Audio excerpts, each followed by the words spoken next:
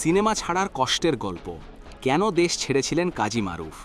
ঢালিউডে ইতিহাস সিনেমা দিয়ে ভক্তদের কাছে জায়গা করে নেন কাজী মারুফ। একটি সিনেমা দিয়েই তারকা খ্যাতি পেয়েছেন। পরে নিয়মিত কাজ করলেও এখন সিনেমা থেকে দূরে এই নায়ক। শুধু তাই নয়, বর্তমানে যুক্তরাষ্ট্রে রয়েছেন। তিনি নিজেই জানিয়েছিলেন দেশটিতে স্থায়ী হচ্ছেন। অভিমানে ঢালিউড ছেড়ে যুক্তরাষ্ট্রে স্থায়ী হওয়া এই নায়কের আজ জন্মদিন। এক রাতে মন খারাপ করে এই নায়কের বাবা জানিয়েছিলেন তাকে নায়ক হতে হবে, এমনকি তার পরের ছবিতেই। হাতে খুব বেশি সময়ও ছিল না। সেদিন বাবাকে ভেঙে পড়া অবস্থায় দেখে রাজি হয়ে যান মারুফ। এভাবেই বাবা কাজী হায়াতের সিনেমা দিয়ে তার পথ চলা শুরু। এই পথটা শুরুতে মসৃণ হলেও পরে তাকে সংগ্রাম করে ঢালিউডে নিজের জায়গা তৈরি করতে হয়। পরিচালক প্রযোজকদের কাছে সফল নাম হলেও বাবা পরিচালক হওয়ায় শুনতে হয়েছে নানা কথা। পরিচালক বাবার কারণেই আপনি নায়ক হতে পেরেছেন, এই প্রশ্ন শোনা একসময় সাধারণ বিষয় হয়ে যায়।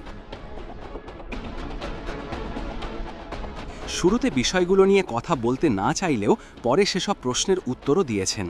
এই নিয়ে তিনি 1 বছর আগে দেওয়া এক সাক্ষাৎকারে বলেন, অনেকেই বলেন আমার বাবা না থাকলে আমি নায়ক হতে পারতাম না। এটা তারা ঠিকই বলেন, কারণ আমি তো দেখতে নায়কদের মতো ছিলাম না। বাবা এসে বললেন সিনেমা করতে হবে, নায়ক হতে হবে। বাবার কথা ভেবেই সিনেমায় নাম লেখাই, বাবার কারণেই নায়ক হয়ে যাই। কাজী মারুফ সিনেমায় বাবাকে আব্বা সম্বোধন করেন, যা ভক্তদের কাছে পরিচিত শব্দ। এই নায়কের ভক্তদের কাছে সিনেমার আব্বা সংলাপ যেন মারুফের ট্রেডমার্ক হয়ে দাঁড়িয়েছে, কারণ দূর থেকেও সংলাপটি মনে করিয়ে দেয় কাজী মারুফের কথা। তার ফেসবুক লাইভ বা কোনো পোস্টের ভক্তরা মন্তব্য করেন আব্বা খ্যাত অভিনেতা হিসাবে।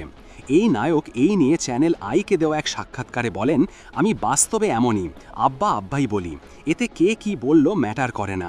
আমি বাবার কাছে গৃহপালিত ছেলের মতো।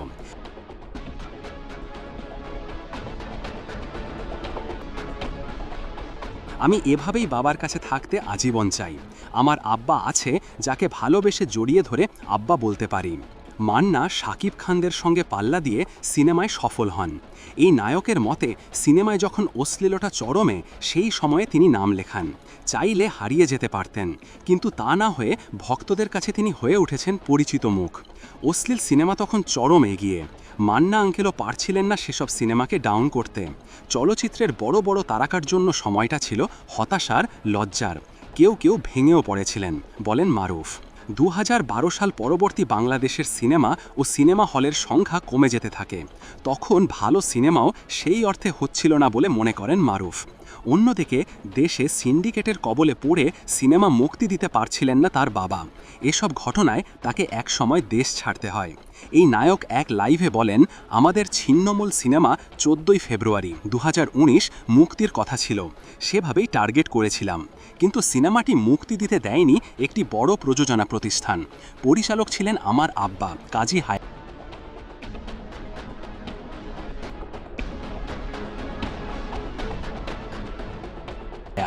তারা আমার আব্বাকে বলেছিলেন আমরা রিলিজ করতে না দিলে কিভাবে রিলিজ করবেন। আমার আব্বার মতো মানুষকে এই কথা শুনতে হয়েছিল।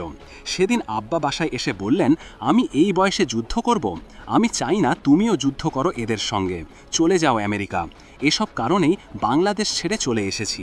বর্তমানে স্ত্রী ও সন্তানকে নিয়ে যুক্তরাষ্ট্রেই অবস্থান করছেন মারুফ। সিনেমা থেকেও তিনি দূরে। সর্বশেষ তাকে দেখা যায় গ্রিন কার্ড সিনেমায়। এটি তার ইউটিউব চ্যানেলে প্রচার করা হয়েছে। এই নায়ক ক্যারিয়ারের শুরুতে টানা 5 বছর বাবা কাজী হায়াতের সিনেমায় অভিনয় করেন। তার উল্লেখযোগ্য সিনেমার মধ্যে আরও রয়েছে অন্ধকার, অন্য মানুষ, আমার মা, আমার অহংকার। যুক্তরাষ্ট্রে তিনি ব্যবসা নিয়ে ব্যস্ত সময় কাটাচ্ছেন। 1882 সালের 4 ডিসেম্বর তার জন্ম।